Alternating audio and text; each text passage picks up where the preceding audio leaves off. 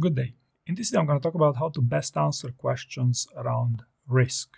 Okay, and to give a one-word answer to this would be behaviorally. That is using your past experiences as a predictor of success in your future role. Okay, so behavioral also means using STAR answers: situation and task, or situation and challenge, followed by an action, then some quantifiable results. Okay, if you want to go one step further, I even have the STAR worksheet, with possible follow-up and challenge questions for your STAR answers, right?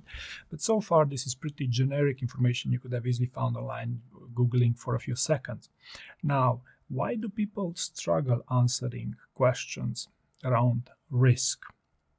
And I believe here it gets more interesting, and I would like to share with you 3 scenarios, maybe to test, maybe, who knows, maybe you can handle this quite well. The first scenario is people struggle answering questions around risk because questions can be framed counterintuitively.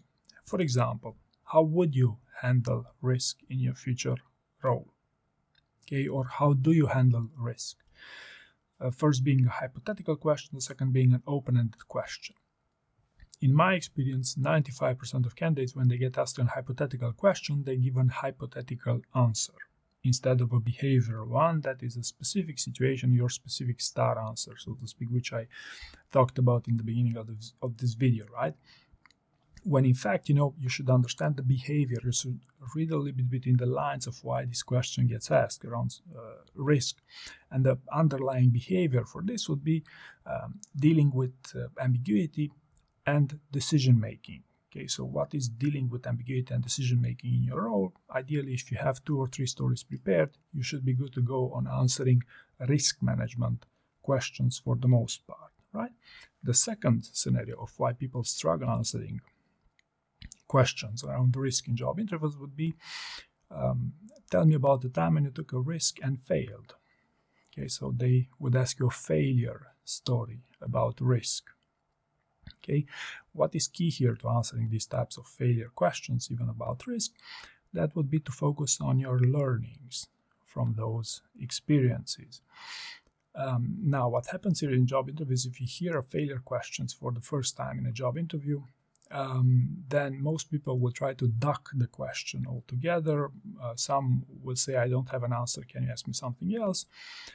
Or, they would talk about, some people would also tend to talk about a failure which was not a failure after all, right? So this would be another reason for you to prepare some shortcomings you've had from your professional career, and especially to focus on how you grew from those experiences, the learnings that you took, right?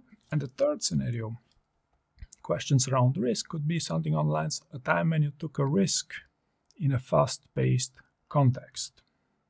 Okay, so what happens here is even though you might have prepared questions around the underlying behavior of dealing with ambiguity and decision making in general, chances are you have not prepared a specific scenario where you took a risk in a fast-paced environment.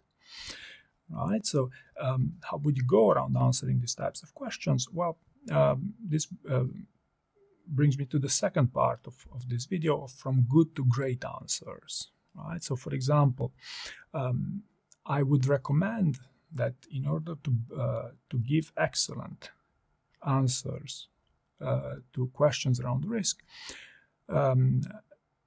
first to revise your stories 3 times. Okay, so let's say you brainstorm for a story around risk. Let's say your first version is a brain dump of 2 or 3 pages, even with whatever you can remember about your story. The second or the first revision would be when you put it in the STAR format, which I talked about in the beginning of this video. And the third revision could be something on lines, you could introduce some frameworks, some risk frameworks in your answers. Depending on the role, you might have some role-specific framework you'd want to consider for your answer. For example, you could take Jeff Bezos' type 1, type 2 decisions. The type 1 decisions being the easy ones, which can be taken quickly because they can be reversible. They're easily reversible, such as when you make an estimation on a very short timeline, right? If you'll remember the question around speed, a time when you took a risk in a fast-paced environment, right? Whereas the type 2 decisions would be the hard ones, which aren't so easily reversible or are irreversible, such as, for instance, if you make a wisdom tooth extraction, right? It's not reversible.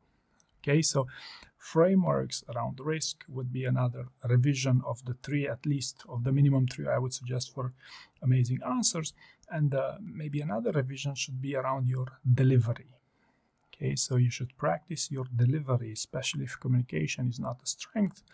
Then delivery and role play will significantly improve the way, the quality in your answers, and provide you with an extra revisions. If you remember, I recommend you guys 3 revisions to the stories you prepare around risk. Okay, so I hope you found this useful, and thank you very much for watching.